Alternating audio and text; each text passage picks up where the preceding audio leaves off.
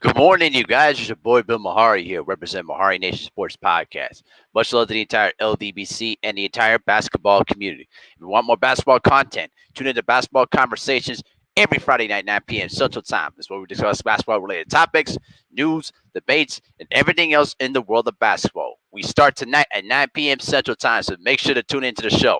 For the new subscribers that are here on the channel, make sure to hit the subscribe button, hit the bell icon to get all the latest notifications when I start dropping videos and live streams. So don't forget to tune in to Basketball Conversations tonight. We're going to have a loaded show here tonight. A lot of different topics and a lot of different stuff we're going to talk about, in the revolving around the bubble around in the NBA. So stay tuned for that. So this is another episode of Morning Historical Perspective that I always post in every Monday through Friday in the morning. And today we're going to talk about one of Kobe Bryant's top rivals. All right. And that is Ray Allen. Personally, one of my favorite shooters of all time. And a guy that really was a guy that obsessed himself on being the best shooter in the history of NBA basketball. And right now, at this moment, he's the all time leader in 3-point makes throughout his entire career. And the way that he grew up playing basketball was a really more of a guy that has disciplined himself a lot to perfecting his craft because he was born, the third out of five children. He was basically born at Castle Air Force Base near Merced, California. Okay. And being as a military child, basically traveling around the world through, England, Oklahoma, California, and Germany. He was pretty much used to traveling all over different corner globes of the world. And when he settled into to South Carolina, right, he would start, playing basketball. And the one thing that I really learned about Ray Allen is that he was a naturally gifted player, but his obsession of hard work, really allowed him to excel in any sport that he basically tried on. And basketball was pretty much his gift. And after leading his high school team to their first ever state championship, okay, he had all sorts of college offers. And he also got a scholarship offer from the University of Kentucky. Now imagine Ray Allen in a Kentucky Wildcats uniform with Rick Pitino in that system where he obsessed the 3-point line. Whew, how great that would have been. But he ultimately accepted the offer to play with Jim Calhoun and the University of Connecticut. And a little flashback on Connecticut. Connecticut was slowly becoming one of the top rated programs in the country during the 90s. And Jim Calhoun was a major person that led the charge. And when he recruited Chris Smith during the early 90s, it began the wave of Calhoun and the Connecticut Huskies climbing themselves to the elite program status in the nation. And and then also after that, he was responsible for getting one of the all-time greatest recruits in the program's history with Ray Allen. And from 93 to 96, all right, he was phenomenal, all right? And he ended his UConn career with 1,900 points, setting a single season school record by connecting 115 three-pointers in his junior year in Connecticut. And he was particularly responsible for, helping the wave of UConn players coming in and helping build the program to a championship status. And when you reflect back to the 99, championship tier with Richard Hamilton and them boys, you could reflect on the fact that the past recruits of Ray Allen, Danielle Marshall, Travis Knight, Kevin Ollie, those were the kind of players that helped, build the foundation for those championship years down the line. And he was a major component of that. But when he entered into the NBA, and this is the one thing that pissed me off to this day, he was drafted with the fifth pick by the Minnesota Timberwolves. But the Milwaukee Bucks drafted before then, they drafted Stephon Marbury with the fourth pick. And then they traded both of those picks for each other. And to this day, I will forever get angry, along with the Steph Curry draft pick of 2009, as one of those draft picks that we could have had. Imagine if we had a young Kevin Garnett and a young Ray Allen in their rookie forms, building that team up. What could have been? what could have been. But I won't go too harshly into that. But he basically was finished the entire year on the rookie second team in the same draft class with Kobe Bryant too, and with Allen Iverson. You think about that '96 draft class that had strong draft picks. As I look back at that '96 draft, they had uh, Stephon Marbury, Kevin Garnett, Antoine Walker. I'm sorry, Stephon Marbury, Ray Allen, Antoine Walker, Allen Iverson, and then you also had Kobe Bryant, rest in peace, Peja, Steve Nash, Jermaine O'Neal. I mean, this was a loaded draft, guys, and also with the big Z's, Adrunas Ilgauskas. This was a very deep draft class, and almost almost three of those guys, actually, you could say at least four of those guys are going to go into the Hall of Fame. Nash, Kobe, Ray, and then also Iverson too. They're all going to be they're all Hall of Famers. And when Ray Allen was basically sent to the Milwaukee Bucks, he was particularly responsible for helping the Milwaukee Bucks becoming a dormant team to a championship contender. And it all kind of began to cement itself during the 98-99 season when Bucks hired George Karl as their head coach. And then you had Sam Cassell, Glenn Robinson, Ray Allen as your big trio. They were pretty much putting the foundations for a team that was going to be ready to contend for a championship.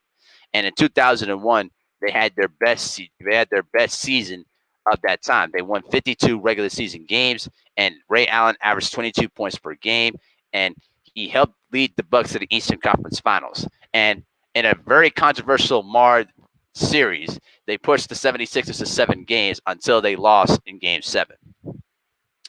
Unfortunately, all good things came to an end because by that time, the relationship between Ray Allen and George Karl began to sour. And it cemented itself midway through the 2002-2003 season when he was dealt to the Seattle Supersonics, all right, and then basically was traded for Gary Payton and Desmond Mason.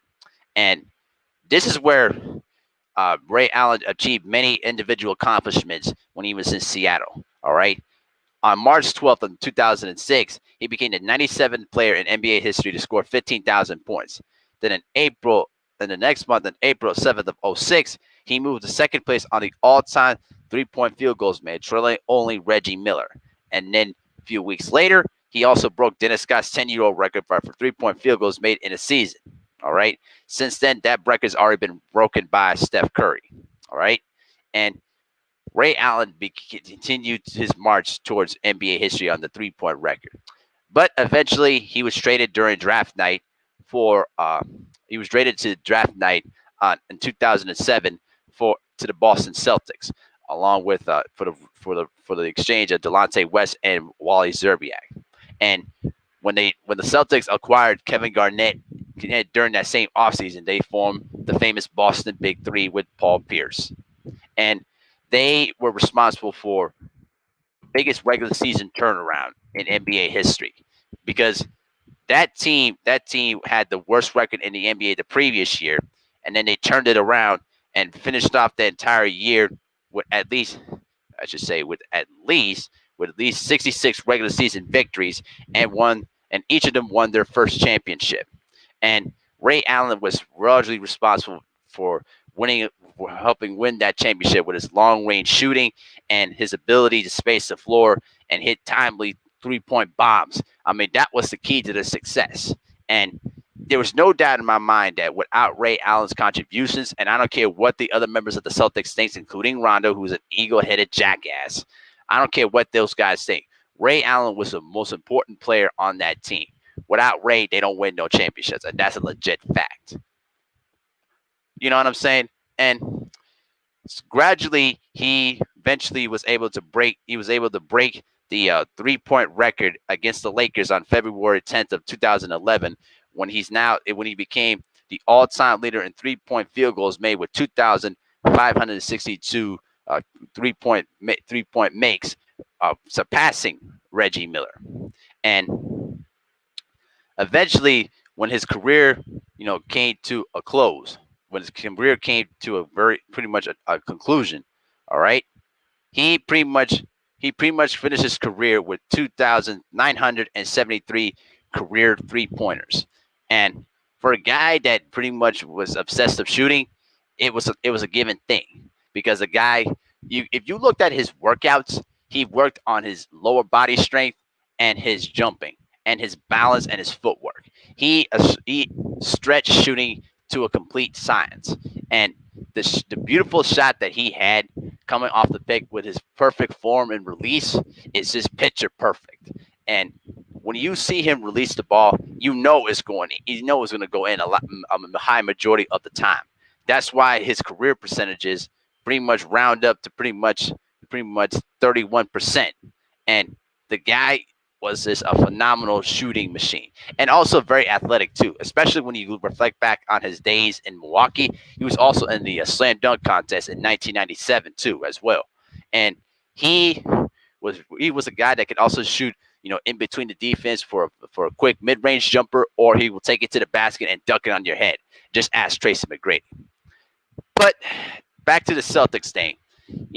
It's unfortunate that things, went sour after their championship year, because then the Eagles on the team became big headed, ruling with Rondo too. And there were a lot of guys that felt, and there were a lot of times where Danny Ainge flirted, with trade rumors involving Rondo and Ray Allen.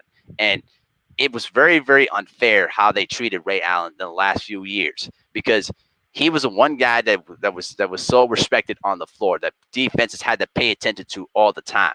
And the fact that the Celtics disrespected him during those final years when he was in Boston were very, very disrespectful. All right. And I don't blame him at all one bit when he basically left as a free agent, took less money to join the Miami Heat. Because listen, if you're being constantly in trade rumors nonstop, and they bring in another shooter and Jason Terry to play your role, and plus he was coming off the bench in front of a youngster named Avery Bradley, like you had to know what was going on around here. Ray Allen's too smart about that. And even though that the Celtics gave him a 2-year, $12 million offer, all right, he knew what the score was, because even if he accepted the money, they were just going to pretty much trade him elsewhere, so to make sure that other elite teams were not going to get their hands on him. And so when he became a free agent, he pretty much took the 3-year deal on a mid-level exception to take an opportunity to play with the Miami Heat, have more playing time and understand a specific role he was pretty much good at, which is basically a hired 3-point shooter for LeBron James and Dwayne Wade and Chris Bosh. And it worked out very well in one of the greatest clutch shots of his entire career in Game 6 of the 2013 NBA Finals against the Spurs. All right. And that shot that he made, against the Spurs was no accident. Ray Allen's memory of where the 3-point line is, and the distance of where he had to go to shoot the three, is no accident. That's why he was able to get his feet squared, know where the line is, step back, and make sure that his feet were above the line. It was not by an accident. And Buddy knows, and I know the LeBron fans don't like to hear it, but that shot saved LeBron's legacy. If they would have lost that game, that's another finals loss on his record. All right. LeBron James should be giving him all sorts of gifts and should be giving him thank you cards for the rest of his career for what Ray Allen basically did. And pretty much it helped lead the Miami Heat to a second straight championship, and for Ray Allen, his second straight title. Now, as you know, that going to the Heat was not well liked by the Celtics, because they were the rivals with LeBron James at that time, who was playing with the Heat, and they were one game away from beating the Heat in Game 7, in the 2012 playoffs. But people had to understand, Ray Allen was not being valued and he was not being respected by the Celtics organization. So what was he supposed to do? Hmm? And I didn't like the fact how Ray Allen and Pierce, Rivers, and Rondo basically tried to, ostracize him completely. Like, bro, get out of here. There is no loyalty in sports. All right. If the organization wanted to trade you at any given time, guess what? They can do that, and they wouldn't care if you were wanted to stay or not, because they only look at the bottom line, and that's what Ray Allen saw it to what it is. And so I will never blame him one bit for making that decision, because he made that decision based on knowing how his value was as a player, but more importantly, how valued he was as an all-time great. And that just is what it is at this point. Unfortunately, all good things, didn't all the games came to an end. He became a free agent during the 2014 off season, and he was a valued free agent. But unfortunately, not many teams, didn't want to, bring him in for some reason. But he in July of 2016, he was fueling a comeback. But unfortunately, he wasn't getting much offers, and then ultimately he decided to retire on November 1st of 2016. And so, and also another thing that people tend to forget is that in 1998 he was part of the co-film called He Got Game, directed by Spike Lee, and he was basically co-starring with Denzel Washington. And people forget that Kobe Bryant was actually supposed to be taking that role of that film, but basically declined the role, and basically Ray Allen took that role in his place. And thankfully, Kobe was able to watch the film, before the tragically left this earth. But the one thing that I always tell people all the time was that you know Ray Allen an elite shooter, and he was pretty much an excellent all around offensive player, and a guy that you can always rely upon to hit clutch threes.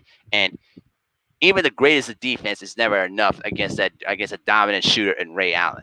And with Ray Allen, what he was able to do throughout his entire career is just phenomenal. And you know, the one thing that I was cherish for him is that you know kids in today's generation do not leave Ray Allen in their top 10, top 5 greatest 3-point shooters of all time, because what he was able to do during those years in Milwaukee, Boston, Seattle, and Miami were just nothing short but phenomenal.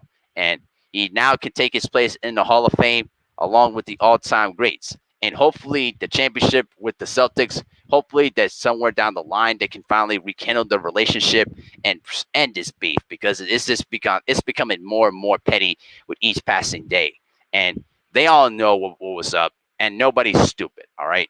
For those of y'all who study basketball like me, we all know why he left Boston. And I hopefully someday that they can just sit down together, talk this out, crush the beef, and just move on with their lives. Especially from KG and Rondo's end, because those are the two guys that need to really let this go more than anything else.